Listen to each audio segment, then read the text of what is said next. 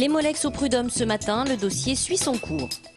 Le Toulouse Space Show a fermé ses portes aujourd'hui, état de santé de l'industrie spatiale française. Exposition Dame Garonne, cours Henri IV à Toulouse. Les prud'hommes de Toulouse se jugent compétents pour dire si oui ou non la société mère américaine de Molex était co-employeur et donc, selon l'intersyndicale, responsable de licenciements abusifs. Les anciens salariés ont applaudi la décision aujourd'hui à 14 h et sont sortis avec le V de victoire. Nous, on attend surtout qu'on nous conforte dans notre idée première, que c'était purement et simplement qu'un licenciement boursier. À partir de ce moment-là, nous, on aura déjà gagné beaucoup. Et après, bon, c'est normal qu'on demande des indemnités de préjudice, puisqu'il y a quand même un gros préjudice. Moi, quand j'ai été licencié, j'étais à 6 ans de la retraite. Les 283 ex-salariés attendent que ce soit jugé sur le fond, sachant que Molex mère fera sûrement appel. Légitimement, on ne peut que gagner. Légalement, je ne sais pas, mais légitimement, on ne peut que gagner. Bon, cela étant, après, le siège étant aux États-Unis, il faut aller chercher ce qu'on demande, quoi. Je crois qu'il y a un vote qui s'est fait dernièrement, où c'était le changement, c'est maintenant. Eh bien, on attend que le changement il arrive. Prochain rendez-vous devant les prud'hommes en décembre 2012. Les salariés de l'ANRAS donnaient de la voix ce matin devant le Conseil général de Haute-Garonne. L'Association nationale de recherche et d'action solidaire œuvre en Midi-Pyrénées, Languedoc-Roussillon, dans le secteur social et médico-social auprès des jeunes et des personnes âgées.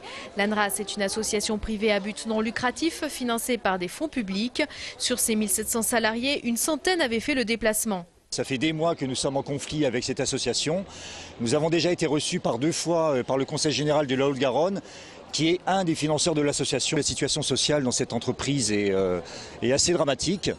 Ça fait des mois qu'on est en conflit récurrent sur nos conditions de travail, mais aussi, on va dire, sur la politique générale de l'association, puisqu'on est dans une période où le secteur social, médico-social en France est attaqué de toutes parts. Le Conseil général n'a pas voulu s'exprimer, mais il a reçu une délégation venue exprimer ses craintes. Au quotidien, c'est la dénonciation des 35 heures, c'est-à-dire qu'on va nous demander plus de flexibilité au niveau de nos emplois du temps qui ne sera pas en corrélation avec la prise en charge des jeunes. Les manifestants sont sortis satisfaits de leur entrevue. Ils estiment avoir été écoutés. Ils soulignent un discours volontariste du Conseil général qui semble partager leurs inquiétudes. Inauguration d'une nouvelle EHPAD résidence Vitalité Sérénité près du quartier Sainte-Agne. Cette structure d'hébergement pour les personnes du 3e âge accueillera des personnes dépendantes avec une unité spéciale Alzheimer, une initiative qui répond à une large problématique. Quand le domicile n'est plus possible, quand les aidants ne peuvent plus assumer, nous sommes là pour continuer la vie avec l'objectif de ne pas faire de rupture, d'associer les familles, le quartier à notre vie d'établissement. Le quartier, justement, représente environ 40 000 personnes, parmi elles des personnes âgées, parfois isolées, qui pourront aussi profiter de certains services de la résidence. Des habitants du quartier, d'ailleurs, pourront bénéficier d'un repas équilibré, ce n'est pas toujours le cas pour des personnes isolées, d'avoir un contact à table avec d'autres personnes, on est parfois très esseulé quand on avance en âge, et en même temps, peut-être se préparer à une partie de la vie que l'on terminera dans un établissement similaire et pourquoi pas celui-là. Au total, l'établissement pourra accueillir 83 personnes, dont une partie pourra bénéficier de l'aide sociale à l'hébergement. Tous pourront être accueillis dès le mois d'octobre.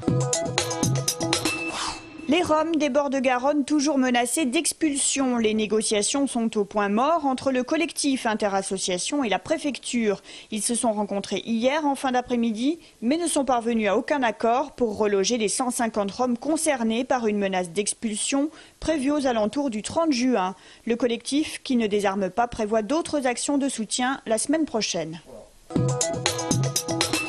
Coup de filet dans les milieux d'extrême droite toulousains. 14 suspects ont été interpellés et placés en garde à vue, dont Mathieu Clic, leader du bloc identitaire. Le GIPN et les policiers de la sûreté départementale recherchaient les personnes soupçonnées d'avoir participé à l'agression violente d'un étudiant chilien dans la nuit du 30 mars au 1er avril, place Arnaud Bernard. Après 3 mois d'investigation, les enquêteurs sont remontés jusqu'au bloc identitaire toulousain. Le 30 mars dernier, une vingtaine de personnes armées de battes de baseball avaient saccagé un café, place Arnaud Bernard, avant de s'en prendre à un étudiant chilien de 36 ans qui assistait à un concert. La victime est toujours hospitalisée aujourd'hui. Dernier jour du Toulouse Space Show, ce congrès aura permis à certains d'exprimer leur inquiétude quant à l'avenir de l'industrie spatiale française. Le président du Césaire considère que pour l'heure, la France n'a pas de stratégie pour défendre et promouvoir ce secteur. Un secteur de plus en plus investi par l'Allemagne, selon lui, avec 2 alertes à prendre au sérieux. La première, c'est la parution au printemps dernier d'un livre blanc pour l'industrie spatiale, non pas en Europe, en Allemagne. Et la dernière alerte, février 2012, sur un appel d'offres européen pour fabriquer 8 satellites. Nous avons pris non pas 8 buts à 0, mais 8 satellites à 0, puisque c'est une petite entreprise d'un état intermédiaire OHB qui a fait la mise des 8 satellites à fabriquer. Selon le directeur du CNES, il faut rester vigilant quant au leadership français, mais il rappelle qu'un comité stratégique spatial a été créé il y a 9 mois. Il constate que le marché des satellites commerciaux, comme ceux de télécommunications, est de plus en plus compliqué. Aujourd'hui, on a un petit resserrement du fait que les opérateurs de satellites ont leurs satellites et donc on voit ce petit resserrement. On a surtout une forte entrée sur le marché commercial des Américains, qui sont extrêmement compétitifs aujourd'hui parce qu'ils ont appuyé leurs produits sur des satellites défense. C'est-à-dire qu'ils avaient un marché défense extrêmement développé et maintenant ils vendent leurs produits sur le marché commercial.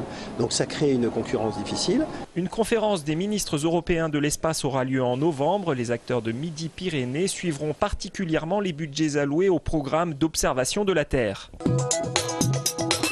Le Conseil régional a ouvert sa dernière assemblée plénière avant l'été aujourd'hui. Les élus de Midi-Pyrénées se sont réunis toute la journée afin notamment d'examiner les modifications du budget 2012. Nous avons mis en place un crédit supplémentaire de 4,5 millions d'euros sur 3 ans pour passer les services que nous rendons à la communauté éducative, les lycées, l'enseignement supérieur, la recherche, les cyberbases, pyramides, en très haut débit. Point important de cette journée, le schéma régional climat-air-énergie. À la suite du plan Midi-Pyrénées Énergie adopté en mai 2011, ce schéma devra définir pour 2020 les objectifs de développement de la production d'énergie renouvelable. Ça a été pour moi l'occasion de rappeler d'abord les objectifs qui sont les nôtres en matière d'énergie renouvelable, qui rejoignent les perspectives de l'Europe, mais en allant plus loin. Et de rappeler ce que quelques mois plus tard, le plan Midi-Pyrénées Énergie que nous avons mis en place, les 260 millions d'euros sur 10 ans, comment il s'était mis en œuvre, comment les résultats obtenus. But ultime du projet, produire chaque année autant d'électricité renouvelable que nous consommons d'électricité en Midi-Pyrénées. 2012, l'année Garonne, une année entière pour mettre à l'honneur le fleuve des Toulousains. C'est ce que fait l'exposition Dame Garonne dans la cour Henri IV du Capitole. Avec un point de vue très axé sur l'écologie et la protection de l'eau, l'exposition retrace l'histoire du fleuve à travers les rapports qu'il entretient avec les citadins. De manière simple et efficace, l'exposition nous raconte les métiers nés sur les berges, les ressources fournies par le fleuve et bien sûr le côté ludique que la Garonne apporte à la ville. La présentation du projet Grand Parc Garonne clôture l'exposition pour donner un avenir positif au fleuve. L'exposition est présente jusqu'au 16 septembre, entrée libre.